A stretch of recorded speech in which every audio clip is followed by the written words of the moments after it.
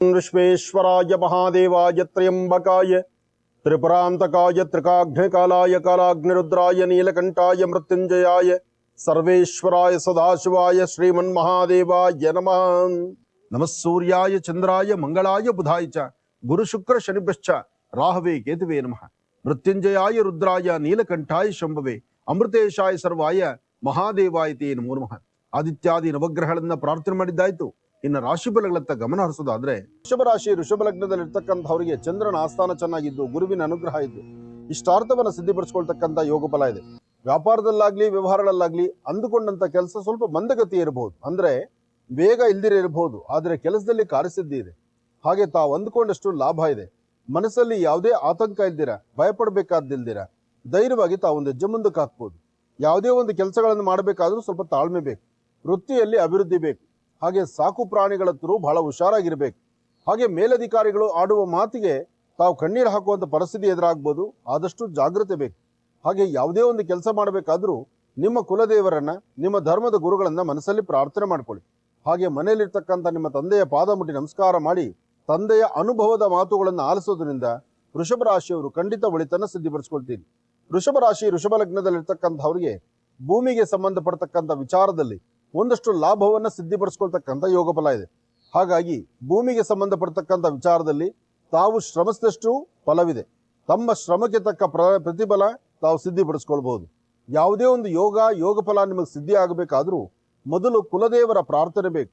ಅಂತಹ ಕುಲದೇವರ ಅನುಗ್ರಹವನ್ನು ಪಡಿತಕ್ಕಂತಹ ಯೋಗ ಫಲ ಇರತಕ್ಕಂಥ ಅದೃಷ್ಟ. ಯಾವುದೇ ಒಂದು ವಿಚಾರವನ್ನಾದರೂ ಸತ್ಯಾಸತ್ಯತೆಗಳನ್ನ ಅರ್ಥಕೋಬೇಕು. ಬೇಕು ಬೇಡಗಳನ್ನ ಚಿಂತನೆ ಮಾಡಬೇಕು. ಸರಿಯಾದ ಸನ್ಮಾರ್ಗದಲ್ಲಿ ನಡೆದರೆ ಮಾತ್ರ ಅದರ ಫಲಗಳು ಸಿಗ್ತಕ್ಕಂಥದ್ದಾಗತ್ತೆ. ದುರ್ಗಾದೇವಿಯ ಪ್ರಾರ್ಥನೆ ಮಾಡೋದ್ರಿಂದ, ದುರ್ಗಾ ದೀಪ ನಮಸ್ಕಾರ ಮಾಡೋದ್ರಿಂದ ಅಥವಾ ಮಹಾವಿಷ್ಣುವನ್ನ ಆರಾಧನೆ ಮಾಡೋದ್ರಿಂದ ಒಂದಿಷ್ಟು ಒಳಿತನ್ನ ಸಿದ್ಧಿಪಡಿಸ್ಕೊಳ್ತೀರಿ. ಬಾರ ಪ್ರಯಾಣದ ಬಗ್ಗೆ ಆಲೋಚನೆ ಮಾಡ್ತೀರಿ, ವ್ಯಾಪಾರ ವ್ಯವಹಾರಗಳ ಬಗ್ಗೆ ಆಲೋಚನೆ ಮಾಡ್ತೀರಿ. ಬಟ್ ಆಲೋಚನೆ ಮಾಡತಕ್ಕಂಥ ಪ್ರತಿಯೊಂದು ವಿಚಾರದಲ್ಲೂ ಲಾಭ ಕಾಣ್ತಕ್ಕಂಥದ್ದು ಕಡಿಮೆನೆ. ನಿಮ್ಮ ಕರಹಸ್ತದಿಂದ ಒಂದಷ್ಟು ದಾನ ಧರ್ಮಾದಿಗಳನ್ನ ಮಾಡಲಿಕ್ಕೆ ಮುಂದಾಗೋದಾದ್ರೆ ಖಂಡಿತ ಒಂದಿಷ್ಟು ಒಳಿತನ್ನ ಸಿದ್ಧಿಪಡಿಸ್ಕೊಳ್ತೀನಿ. ಭಗವಂತ ನಿಮಗೆ ಕೊಟ್ಟಂತಹ ಅನ್ನಪ್ರಸಾರದಲ್ಲಿ ಒಂದು ತುತ್ತು ಅನ್ನವನ್ನ ಪಕ್ಷಿಗಳಿಗೋ ಪ್ರಾಣಿಗಳಿಗೋ ಹಾಕಿ. ಶುಕ್ರನ ಅನುಗ್ರಹದಿಂದ ಆರ್ಥಿಕ ಪರಿಸ್ಥಿತಿ ಅಭಿವೃದ್ಧಿ ಇದೆ. ವ್ಯಾಪಾರ ವ್ಯವಹಾರಗಳು ಮಾಡುವಾಗ ಸ್ವಲ್ಪ ಜಾಗೃತರಾಗಿರ್ಬೇಕು. ಮನಸ್ಸಲ್ಲಿ ಏನ್ ಸಂಕಲ್ಪ ಮಾಡಿದ್ರು ಆ ಸಂಕಲ್ಪ ಪರಿಪೂರ್ತಿ ಆಗತ್ತೆ. ಆದರೆ ನಿಂದಕರು ಸಾಕಷ್ಟು ಜನ ಇರ್ತಾರೆ. ಹಾಗೆ ನಿಮ್ಮ ಮನಸ್ಸು ತುಂಬಾ ಚಂಚಲತೆಯಲ್ಲಿರುತ್ತೆ.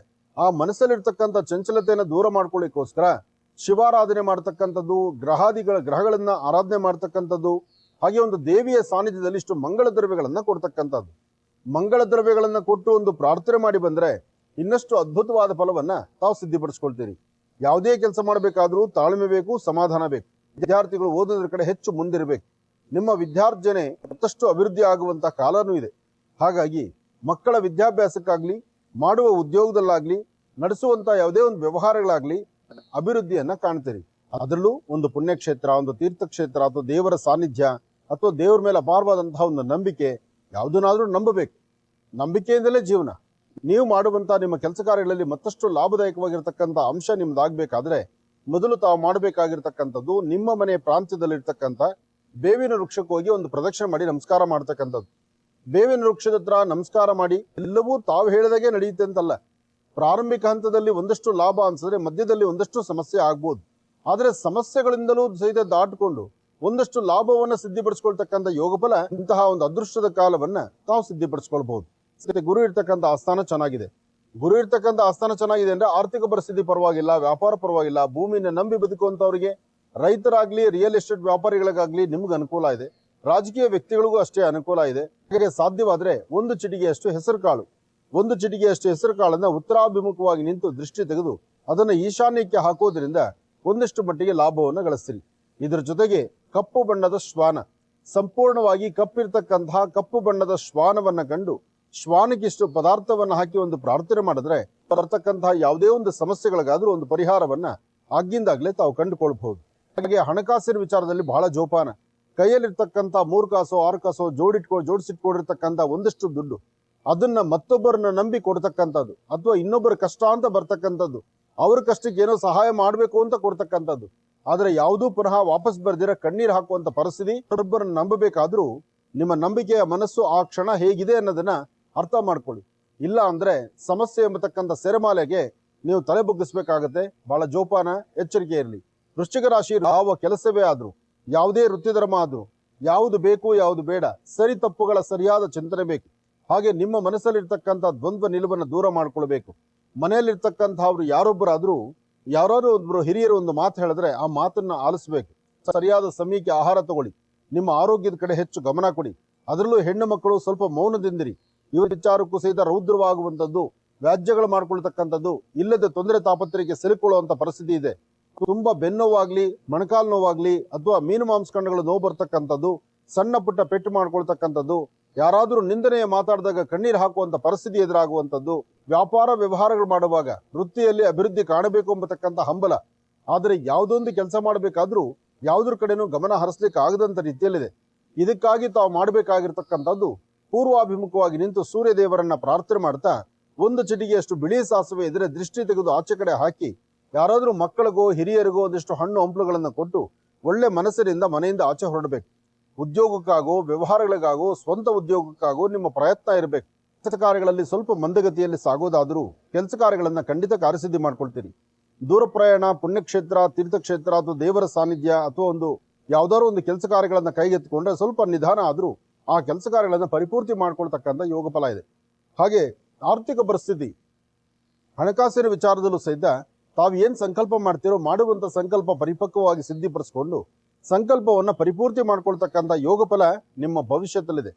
ನಿಮ್ಮ ಕುಲದೇವರನ್ನ ಪ್ರಾರ್ಥನೆ ಮಾಡಿ, ಗಣಪತಿಯನ್ನು ಆರಾಧನೆ ಮಾಡಿ ಅಂತಕ್ಕಂಥದ್ದನ್ನ ಶೀಘ್ರವಾಗಿ ಕಾರ್ಯಸಿದ್ಧಿ ಆಗುವಂತ ರೀತಿಯಲ್ಲೇ ಇದೆ. ಆದ್ರೆ ಪ್ರಾರಂಭಿಕ ಹಂತದಲ್ಲಿ ಬರ್ತಕ್ಕಂಥ ತೊಂದರೆಗಳಿಂದ ಭಯಪಡ್ತಕ್ಕಂಥ ಪರಿಸ್ಥಿತಿಯೂ ಎದುರಾಗತ್ತೆ.